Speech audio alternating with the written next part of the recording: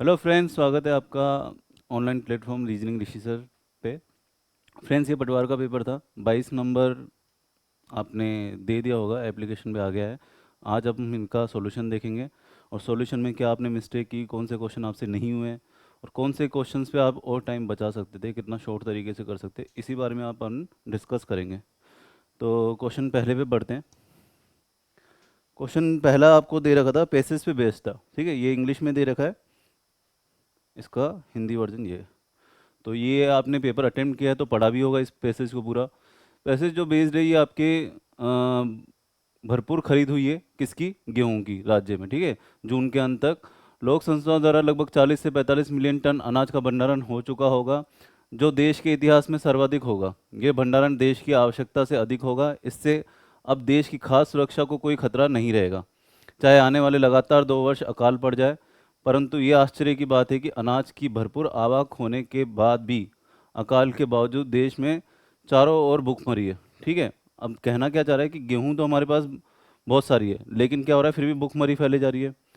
आगे देखिए, डेटा भी दे रखा है, देश की लगभग एक तिहाई आबादी भूख भूख की समस्या से ग्रस्त है। आवश्यकता से अधिक अनाज और अत्यधिक भूखमरी की विरोधाभासी स्थिति पर देश की नीति निर्माताओं को गंभीर चिंतन करना चाहिए। वर्तमान नीति को तेज आर्थिक प्रगति एवं गरीबी घटाने के परिप्रेक्ष्य में परखना चाहिए। तो नीति निर्देशन के जो भी हमारे सरकार नीतियां निर्धारित करती हैं, उसके लिए भी सजेशन दे रखा है कि इस पे थोड़ा ध्यान देना चाहिए। अब इसमें क्वेश्चंस की तरफ बढ़ते हैं। क्वेश्चन क्या कह रहा है, नीति निर्माता व्याप्त भुखमरी से बेखबर है।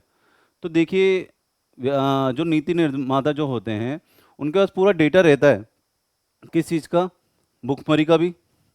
ठीक है, और जो ये पूरा डेटा है कि अनाज कितना हुआ है। लेकिन अनाज इतना सारा होने के बाद में भी भुखमरी फैले जा रही है, तो इसके लिए हम क्या कहेंगे कि ये सत्य तो है, लेकिन इसको संभवतः सत्य कहा जाएगा।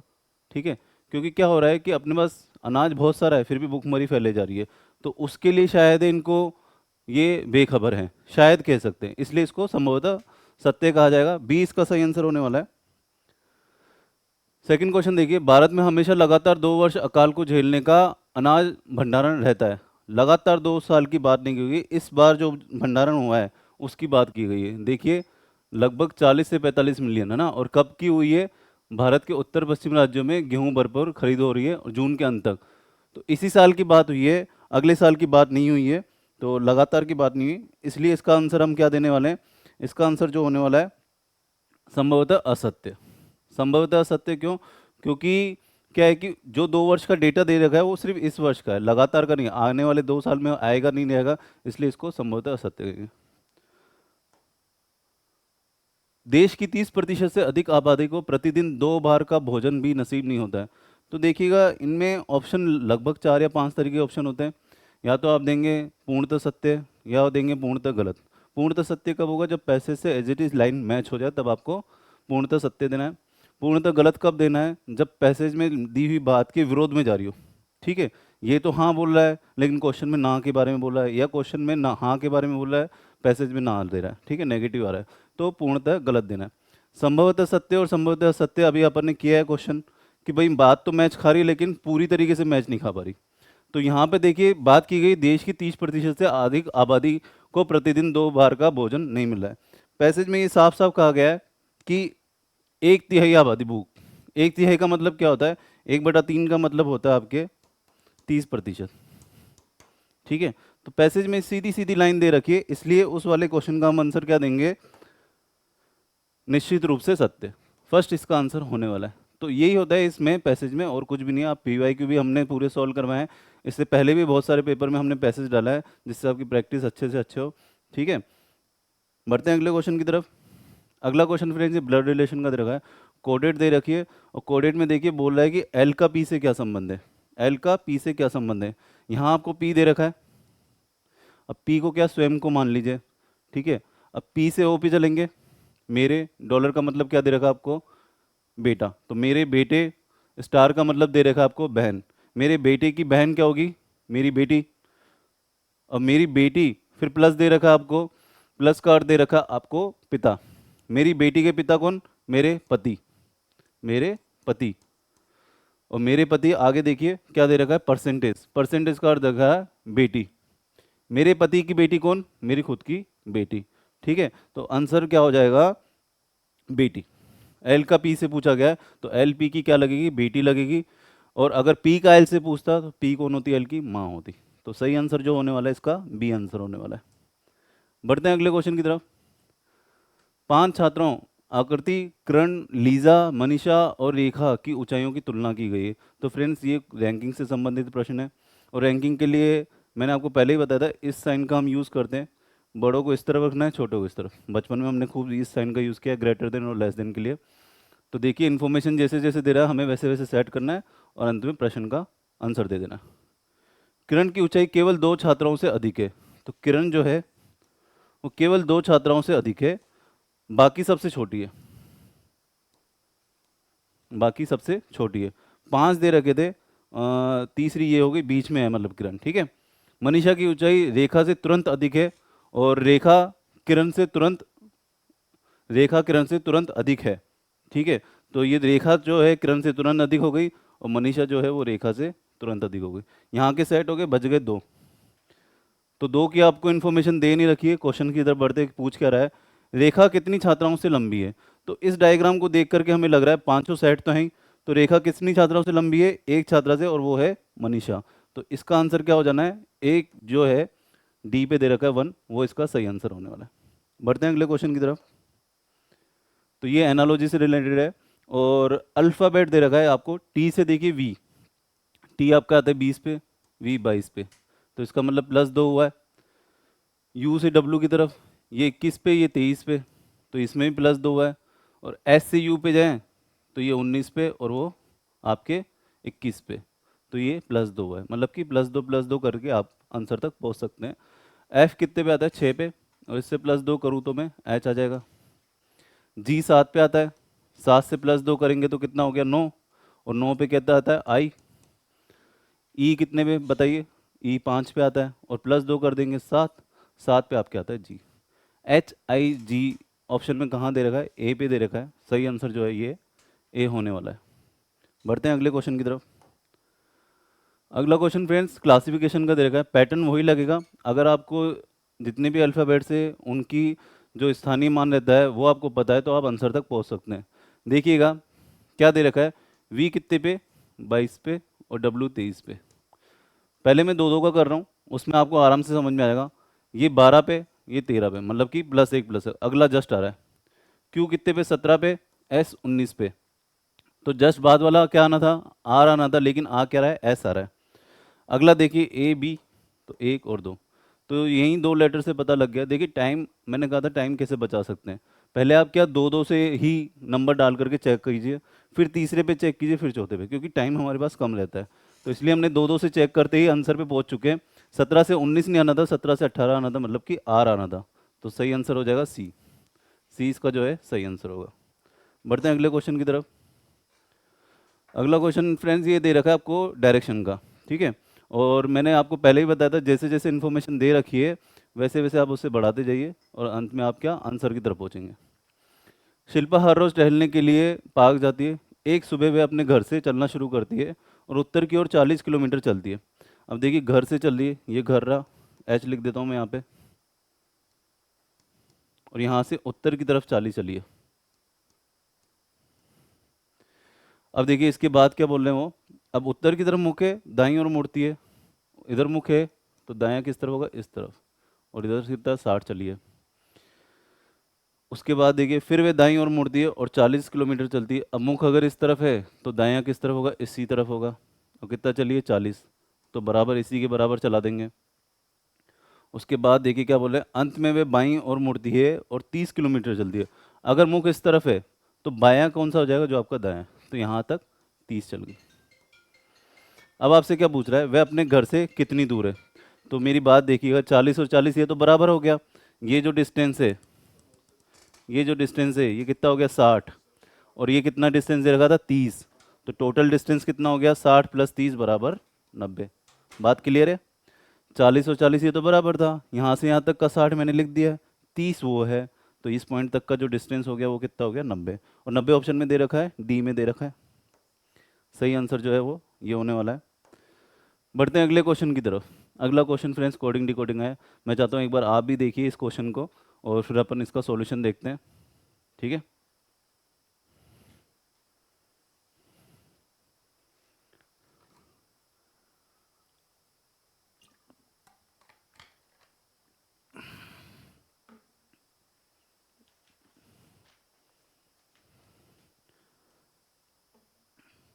अब देखिए, अच्छा क्वेश्चन दे रखा था। फ्लोवरे है ये दे रखा है और FYREW है, तो मैं ये यहाँ लिख देता हूँ इसको FLOWERY।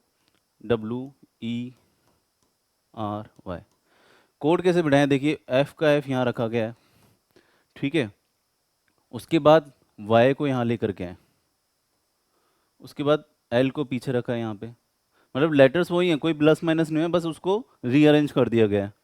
उसके बाद देखिएगा डब्लू को यहाँ रखा गया है और ई को जो है वो सेंटर में ही रखा गया है।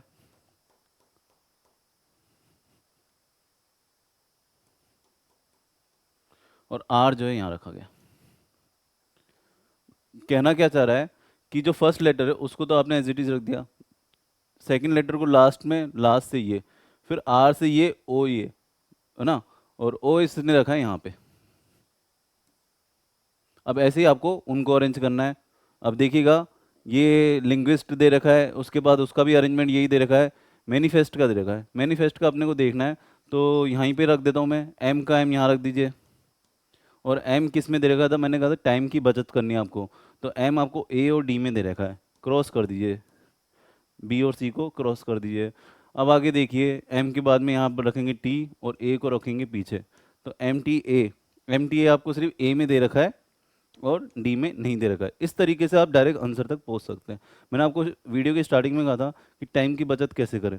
पैटर्न अगर आपको समझ में आ रहा है, अब आप पूरा बिठाने की कोशिश करेंगे ना इधर से उधर, अब अपना टाइम वेस्ट करेंगे। तो अगर यही थोड़ा बहुत आपने अरेंज करके ऑप्शन में देख लीजिए, ऑप्शन में रिजेक्ट कर लीजिए, और जो आपका वो है आंसर आ जाता है। इसको क्या बोलते हैं, रिजेक्शन मेथड बोलते हैं। बढ़ते हैं अगले क्वेश्चन की तरफ।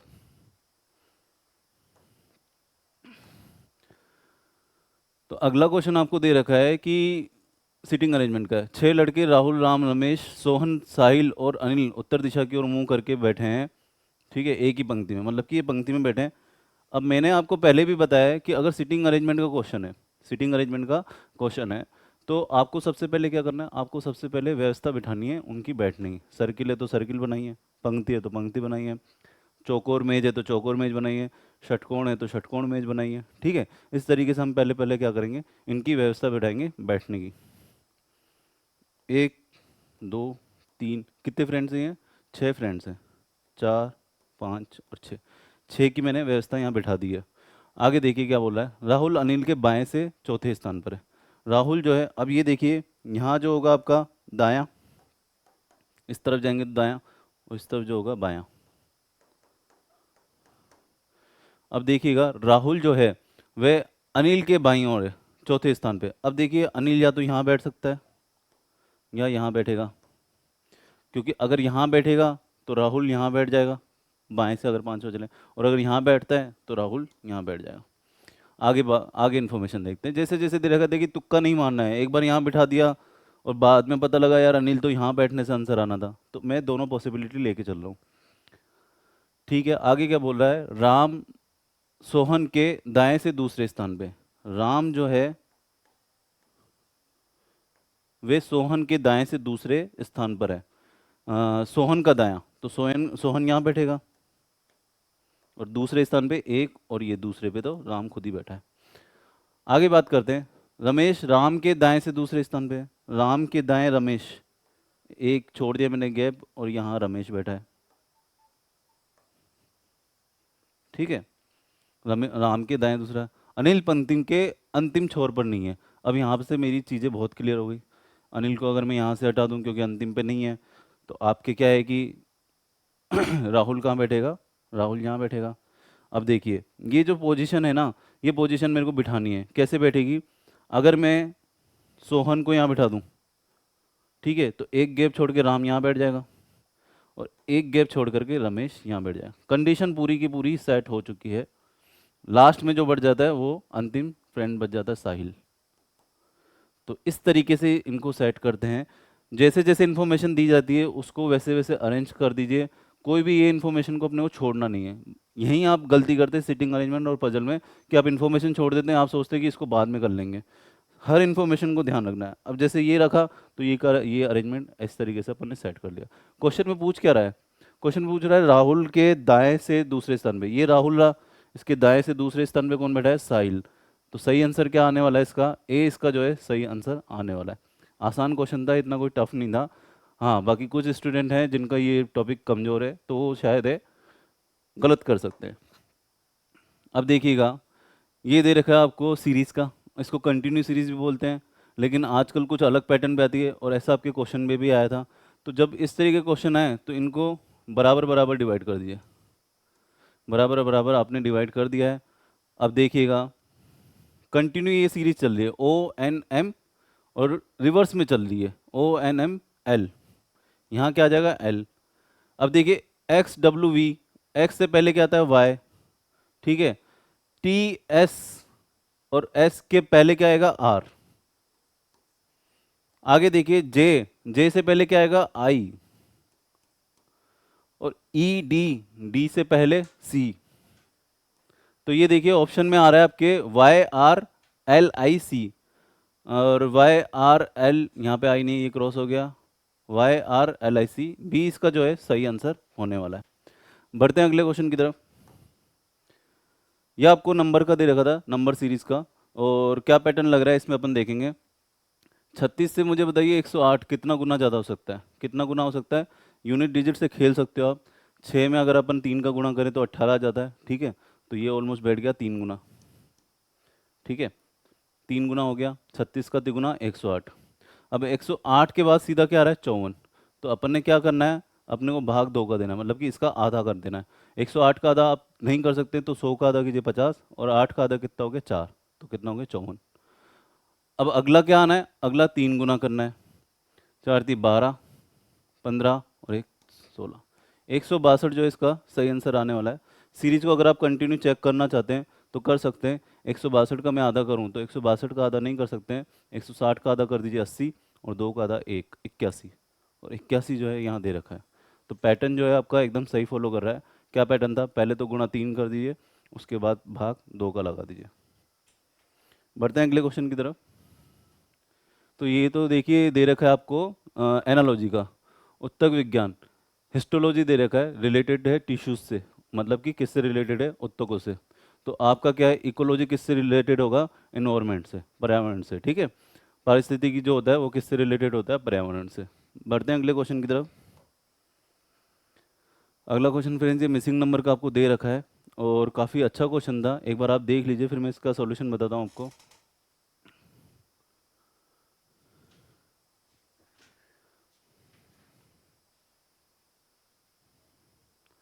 तो देखिए क्या पैटर्न लगा है इसमें। 8 से 28, 8 से 28 जाने के लिए क्या करना पड़ेगा अपने को? 8 का मैं तिगुना करूँ तो कितना हो गया? 24, गुणा 3 कर देते हैं, और प्लस क्या करते हैं इसमें? 24 में कितना हो गया? 4 जोड़ दिया तो ये हो गया 28, मतलब कि +4। क्या नीचे में भी यही पैटर्न लग रहा है क्या? 7 का 3 से गुणा करेंगे 21, और 21 में 4 जोड़ेंगे तो कितना आ रहा है? 25। 13 में गुणा करेंगे 3 का, 13 × 3 = 39, +4 करेंगे 43। तो सर यहाँ तक तो सही है, लेकिन यहाँ तक हमारा आंसर आ नहीं रहा है, आगे भी देखना पड़ेगा। आगे देखिए, अब देखिएगा 28 का अपन कितना करें जो 53 आ जाए। 28 से कितना गुना करें जिससे आपका 53 आ जाए? तो इसको मैं अगर दुगना करूं, इसको अगर मैं दुगना करूं तो मेरे पास कितना आता है? 56, गुणा 2 करेंगे, और माइनस इससे कर देंगे 3, माइनस इससे,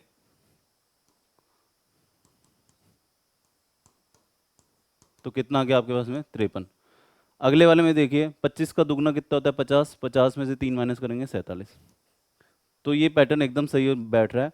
43 से आप दुगना कर दीजिए, कितना आ रहा है? 86, और 86 से 3 माइनस कर देंगे तो 83। तो 83 आपको ऑप्शन में दे रखा है, 83 डी में दे रखा है।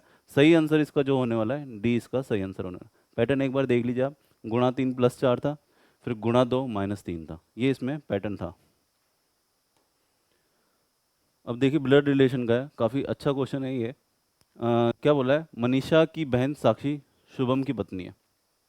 ये ले लेते हैं मनीषा, इसकी बहन ले लेते हैं साक्षी, और ये किसकी पत्नी है?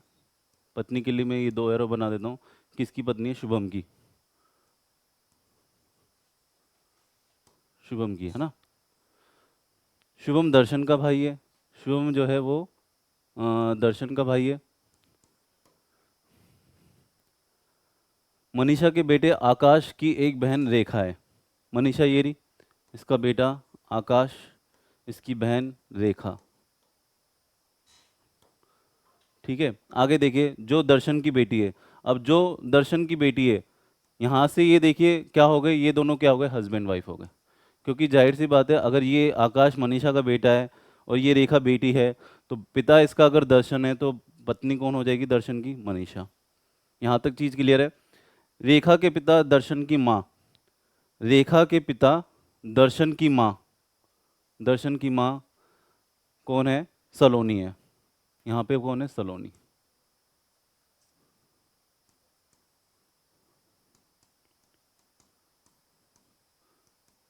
अब आपसे क्या पूछ रहा है? सलोनी का साक्षी से क्या संबंध है? ये रही साक्षी। तो देखिए सलोनी दर्शन की माँ है, तो इसकी भी माँ होगी कौन? शुभम की भी। शुभम की भी माँ होगी ना, क्योंकि ये दोनों भाई हैं। और शुभम की पत्नी कौन है अपने? साक्षी। साक्षी और सलोनी का रिश्ता पूछा है, तो सलोनी कौन हो गई? साक्षी की सास हो गई। ठीक है, सास दे रखा है आपको, सी आंसर दे रखा है। देखिए ऑप्शन में आपको बहू भी दे रखा है, तो कई बच्चे इसमें क्या कंफ्यूज हो जाते हैं कि सर बहू दें कि सलोनी से साक्षी का पूछा है तो सलोनी तो क्या होगी? सास होगी। उल्टा कर देंगे, साक्षी का सलोनी से पूछा जाए तो साक्षी क्या होगी? बहू हो जाएगी। तो अभी तो आंसर क्या हो जाएगा? सही आंसर सी आंसर है। बढ़ते हैं अगले क्वेश्चन की तरफ। यहाँ इंग्लिश में दे रखा है, और क्योंकि क्या है कि क्वेश्चन बहुत बड़ा था ये, हिंदी में यहाँ दे रखा है। 8 लड़के अनिल, कमल, राम, संजय, आकाश, विवेक, राहुल और राम एक गोलाकार मेज के चारों ओर केंद्र की ओर मुख करके बैठे। इससे पहले हमने एक लाइन में बिठाया था, अब किस में बिठा रहे हैं? गोले पे बिठा रहे हैं। तो मैंने कहा था सबसे पहले अरेंजमेंट रख लीजिए। ये एक सर्किल बैठ गया। अब 8 जने, एक घेरा, दो, तीन, चार, पाँच, छः, सात, आठ। क्वेश्चन सॉल्व करने से पहले सबसे पहला होमवर्क ये होता है कि आपको अरेंजमेंट बिठाना है कि कहाँ कहाँ बिठाएंगे, जगह बना दिए। अब अपन चलेंगे कि इन्फॉर्मेशन की तरफ क्या क्या बोल रहे हैं। विवेक अनिल के दाईं और दूसरे स्थान पर है। अनिल के दाईं और दूसरे स्थान पर विवेक बैठा है। ठीक है। अनिल रामू के दाईं और चौथे स्थान पर है, तो रामू के दाएं चौथे स्थान पर। तो अनिल का बायां ले लीजिए, 1 2 3 4, रामू। ठीक है, यहाँ पे कौन बैठा है? रामू। भाई इस इधर से दायां होगा और उधर से बायां होगा। आगे की इन्फॉर्मेशन देखते हैं। संजय राम के दाईं और तीसरे स्थान पर है। अब देखिए संजय जो है राम के दाईं और तीसरे स्थान पर है। अगर मैं राम को यहाँ बिठाऊं तो 1 2 3 संजय यहाँ नहीं बैठ सकता, है ना? बात समझिएगा। अगर मैं राम को यहाँ बिठाऊं 1 2 3 संजय यहाँ बैठ सकता है ना? अगर मैं राम को यहाँ बिठाऊं तो 1 2 3 संजय यहाँ भी नहीं बैठ सकता और वहाँ भी नहीं बैठ सकता। तो प्रॉपर एक जो जगह बन रही है वो कहाँ बन रही है? राम की यहाँ पे बन रही है और ये संजय की यहाँ बन रही है। तो यहाँ तक तो देखिए एकदम चीज़ें क्लियर है। आगे की इन्फॉर्मेशन देखते हैं। राम विवेक या कमल का निकटतम पड़ोसी नहीं है, तो विवेक के पास तो हमने वैसे ही नहीं बिठाया, तो कमल यहाँ नहीं बैठ सकता, यहाँ नहीं बैठ सकता, कमल कहाँ बैठेगा? यहाँ बैठेगा। क्योंकि क्या है, मना किया गया, राम का पड़ोसी नहीं है। उसके बाद देखिए रामू राहुल का निकटतम पड़ोसी नहीं है, वो तो हमने वैसे भी नहीं बिठाया, है ना? एक और हमारे पास जगह खाली है और यहाँ पे 2 जगह खाली है, तो हम कैसे बिठाएंगे? रामू राहुल का निकटतम पड़ोसी नहीं है, तो यहाँ जो है राहुल आ जाएगा। रामू राम राहुल 3 3 से थे तो थोड़ा सा कन्फ्यूजन था, तो राम राहुल को अपन को यहाँ नहीं बिठाना था, राम के पास में बिठाना था। लास्ट अपने पास में कौन बच गया है? आकाश बैठ गया, रामू बैठ गया, विवेक बैठ गया, अनिल बैठ गया, संजय नहीं बैठा है ना? संजय भी बैठ चुका है। विवेक राहुल राम, आकाश, आकाश नहीं बैठा है और आकाश अपना यहाँ पे बैठ जाएगा। तो ये सिटिंग अरेंजमेंट यहाँ पे कंप्लीट हो गया। क्वेश्चन देखिए क्या पूछ रहा है। अनिल और राम का निकटतम पड़ोसी कौन है? अब अनिल और राम के जो बीच में बैठा है ना, वही इनका निकटतम पड़ोसी होगा। और बीच में कौन बैठा है? ये राहुल बैठा है बीच में। तो सही आंसर क्या देने वाले हैं आप? राहुल। सी इसका जो है सही आंसर होने वाला है। एक बार देख लीजिए किस तरीके से सॉल्व किया है, इसका सॉल्यूशन एक बार देख लीजिए आप। बढ़ते हैं अगले क्वेश्चन की तरफ। तो ये फ्रेंड्स क्लासिफिकेशन का है। दीवारें किससे बनती है? ईंट से, ठीक है। कागज किससे बनेगा? लुगदी से। फर्नीचर किससे बनेगा? लकड़ी से। लेकिन धातु कभी अयस्क से नहीं बनता है। तो ये जो अलग जा रहा है, डी अलग जा रहा है, वही इसका सही आंसर होने वाला है, ठीक है। इसको मैं मिटा देता हूँ, कहीं ये समझाओ कि ये तीनों ही आंसर थे। डी इसका जो सही आंसर आने वाला है, अलग छाटा जाता है। बढ़ते हैं अगले क्वेश्चन की तरफ। शहर क्यू शहर पी के उत्तर में है। तो फ्रेंड्स ऐसा क्वेश्चन जस्ट पिछले वाले पेपर में भी किया था 21 में, और इसमें ग्रिड मेथड था। ग्रिड मैंने आपको पहले भी बता चुका हूँ क्या मेथड होता है ग्रिड। एक ही लाइन में होते हैं। शहर क्यू जो है शहर पी के उत्तर में, तो ये पी है, और इसके उत्तर में मतलब कि यहाँ पे क्यू बैठा है। आगे बात करते हैं। शहर आर शहर क्यू के पश्चिम में, क्यू ये रहा, इसका पश्चिम क्या है? ये यहाँ पे आर बैठा है। आगे बात करते हैं। शहर एस शहर आर के उत्तर में, शहर एस जो है वो आर के उत्तर में मतलब कि कहीं यहाँ बैठा है। आगे बात देखते हैं क्या बोल रहा है। शहर टी शहर एस के पूर्व में है। तो पूर्व में है, यहाँ पे कहीं है, अभी तो मैं यहीं रख देता हूँ, आगे भी हो सकता है, ठीक है। और शहर आर के संबंध में शहर टी की स्थिति क्या है? शहर आर के संबंध में शहर टी की स्थिति पूछ रहा है। आर यहाँ पर है, टी यहाँ पर है, तो ये वाली जो दिशा मैंने एरो बनाया है, इस दिशा को आप क्या बोलेंगे? उत्तर, और उस तरफ क्या है? पूर्व। तो उत्तर पूर्व इसका जो है सही आंसर होने वाला है। डी जो है इसका सही आंसर होने वाला है। एक बार आप देख लीजिएगा। अगले क्वेश्चन की तरफ बढ़ते हैं। अगला क्वेश्चन दे रखा है आपको लॉजिकल वर्ड अरेंजमेंट का। इसमें बहुत इजी होता है, सबसे इजी यही माना जाता है मेरे हिसाब से तो टॉपिक, कि आपको पता होना चाहिए पहले क्या आता है, फिर उसके बाद क्या, उसके बाद क्या, उसके बाद क्या, ठीक है। और उसके लिए हम देखेंगे, पहले दे रखा यहाँ तो दे रखा बाल कतरना, ऊन बुनना, स्वेटर, फिर भेड़। अब देखिएगा, ऑप्शन से भी ले सकते हैं। पहले पहले इसने भेड़ को लिया है, सब में ऑप्शन में ये दे रखा है। भेड़ के बाद में आप क्या करेंगे? उसके बाल काटेंगे। बाल काटने के बाद में क्या बनाएंगे? ऊन बनाएंगे। ऊन बनाने के बाद में उसको बुनते हैं, देखा होगा मम्मी दादियों को ऐसे बुनती रहती है। और उसके बाद में जो तैयार होके आता है वो स्वेटर तैयार होके आता है। तो देखिए पहले पे 5, इसका सीक्वेंस जो बैठने वाला है 5, 5 के बाद में आपके आ गया 1, 1 के बाद में 2, और 2 के बाद में ये आ गया 3, और 3 के बाद में ये 4। 5 1 2 3 4 सही आंसर ए इसका जो है सही आंसर होने वाला है। बढ़ते हैं अगले क्वेश्चन की तरफ। तो अगला फ्रेंड्स क्वेश्चन कोडिंग डिकोडिंग का है, और पिछले भी पेपर में अपन ने ऐसे 2 क्वेश्चन किए थे।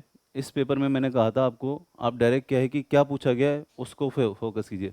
रॉकेट आपसे पूछा गया है, पूरे क्वेश्चन में रॉकेट का कोड पूछा गया है, तो मुझे रॉकेट पे ही फोकस करना है। कैसे फोकस करेंगे? रॉकेट देखिए आपको इसमें दे रखा है, ठीक है, इसमें दे रखा है। अब देखिए डायरेक्ट कोड काटने हैं आपको, जहाँ जहाँ कॉमन है कोड काटते रहिए। रॉकेट और कहीं कॉमन दे ही नहीं रखा। इन दोनों में कॉमन क्या क्या है? स्काई, स्काई कॉमन है, स्काई यहाँ से स्काई काट दिया मैंने।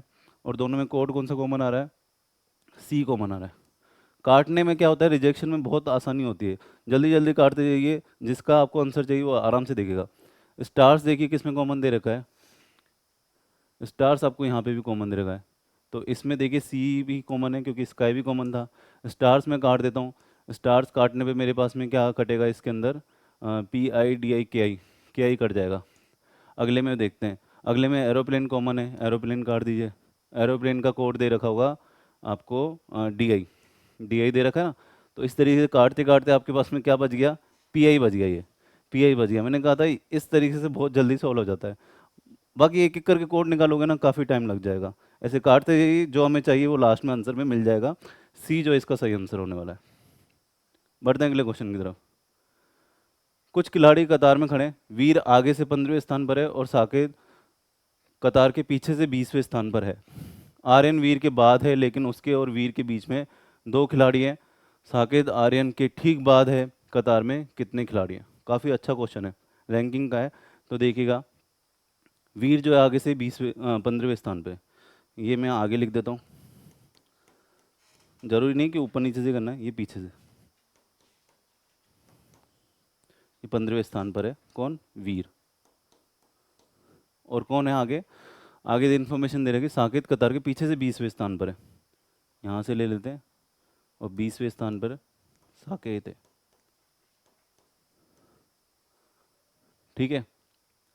आगे देखिए क्या बोला, आर्यन वीर के बाद है, वीर के बाद है आर्यन, लेकिन उसके और वीर के बीच में दो खिलाड़ी हैं, मतलब कि एक दो, और यहाँ पर आ जाता है आर्यन, इस वाले बिंदु पे आ जाता है आर्यन। तो अगर मैं बात करूँ दो खिलाड़ी बीच में हैं, तो ये कौन से स्थान पर आएगा, ये आएगा आपके 16, 17, 18, 18 पे ये आने वाला है, बीच में अगर दो हैं तो, ठीक है। अब देखिए आगे क्या बोला, साकेत आर्यन के ठीक बाद है, साकेत जो है वो आर्यन के ठीक बाद है, मतलब ये यहाँ पे है। अब आपसे पूछा गया था कि कुल कितने हैं, तो अगर मैं साकेत आर्यन का पीछे से स्थान देखूं, तो 20वां तो साकेत का था ही, और यहाँ से कितना हो जाएगा 21वां। मेरी बात सुनिएगा, इसके जस्ट बाद में है, तो ये 20वें पे है, तो ये कहाँ पे आ जाएगा 21वें पे, और यहाँ का मैंने निकाल ही दिया था 18, तो 18 प्लस 21 और माइनस कर देंगे अपन 1, तो कुल आपके पास में विद्यार्थी आ जाएंगे। तो 18 और 21 कितना हो गया 39, और 39 में से मैं 1 घटा दूंगा तो 38। क्वेश्चन बहुत अच्छा था और लेवल का क्वेश्चन था, पटवार में इस लेवल के भी क्वेश्चन आ सकते हैं, तो आपको घबराना नहीं है, क्योंकि हमने हर लेवल के क्वेश्चन कर दिया। अभी ये 22 चल रहा है आपके पास में, तो हर लेवल का हमने क्वेश्चन कवर किया है, ठीक है। बढ़ते हैं अगले क्वेश्चन की तरफ। अगला क्वेश्चन फ्रेंड्स पजल का दे रखा है आपको, P Q R S T और यू के एक ही विभिन्न महीने अर्थात जनवरी, फरवरी, मार्च, अप्रैल, मई और जून में पैदा हुए थे। तो मैंने क्या कहा था, सीटिंग अरेंजमेंट हो या पजल हो, सबसे पहले आपको क्या करना है, परफॉर्मा बनाना है। तो इसका परफॉर्मा क्या बनेगा, जो महीने दे रखे हैं उनको लिख दीजिए आप, क्योंकि अरेंज तो आपको बाकी व्यक्तियों को करना है। ये जनवरी हो गया, ये फरवरी हो गया, ये मार्च हो गया, अप्रैल, मई और जून, 6 ही महीने दे रखे होंगे, जून तक दे रखे हैं क्योंकि 6 व्यक्ति भी 6 हैं। अब देखिए यू का जन्म क्यू के जन्म वाले महीने के ठीक अगले महीने हुआ था, यू का जन्म जो है क्यू के जस्ट बाद में हुआ है। अगर यू कहीं मान लो क्यू अगर कहीं जनवरी में पैदा हुआ तो यू फरवरी में पैदा हुआ होगा, लेकिन अभी हमें महीना नहीं दे रखा है। आर का जन्म मई में हुआ था, अब इसका तो सिंपल दे रखा है तो आर रख दीजिए मई के पास में। पी का जन्म जनवरी में नहीं हुआ था, तो पी का क्या जनवरी के लिए मना कर गई है, पी यहाँ पे नहीं आएगा। एस का जन्म अप्रैल में नहीं हुआ था, एस अप्रैल में नहीं आ सकता, ठीक है। आगे देखिए क्या बोला है, पी और आर के जन्म के महीने के बीच केवल एक व्यक्ति का जन्म हुआ था, टी का जन्म किस महीने में हुआ था। अब देखिए पी और आर के बीच में एक व्यक्ति का जन्म हुआ था, पी और आर के बीच में, तो पी यहाँ नहीं आ सकता क्योंकि ये तो जस्ट नीचे हो गया, पी यहाँ भी नहीं आ सकता, पी कहाँ आएगा मार्च में, क्योंकि ठीक एक व्यक्ति का जन्म हुआ है। अब एस यहाँ नहीं आ सकता, ठीक है, तो एस कहाँ रखेंगे अपन, एस को अपन रख सकते हैं यहाँ पे, और क्यू और यू के लिए मेरे को स्पेस मिल गया है, क्यू और यू यहाँ पर आ जाएंगे, क्योंकि ये साथ में ही आने थे और कोई मेरे पास स्पेस था नहीं साथ में आने के लिए, जनवरी फरवरी ही दे रखा था, ठीक है। आगे बात करता हूँ मैं, आगे जो वहाँ पे ये जो अप्रैल अपन ने छोड़ा है वहाँ पे क्या आ जाएगा, टी आ जाएगा। क्या क्वेश्चन के हिसाब से क्या ये परफॉर्मा एकदम सही बैठा है, देखिएगा एस जो है वो अप्रैल में नहीं है, ठीक है, पी और आर के बीच में एक व्यक्ति भी है, क्यू और एस साथ में आ रहे हैं, आर मई में आ रहा है। जहाँ तक जो इन्फॉर्मेशन दे रखी थी वहाँ तक अपना इस अरेंजमेंट के अकॉर्डिंग सही बैठ रहा है।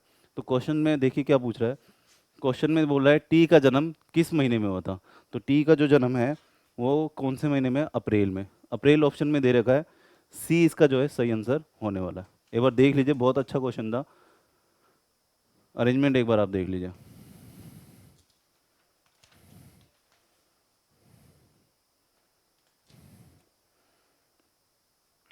बढ़ते हैं अगले क्वेश्चन की तरफ।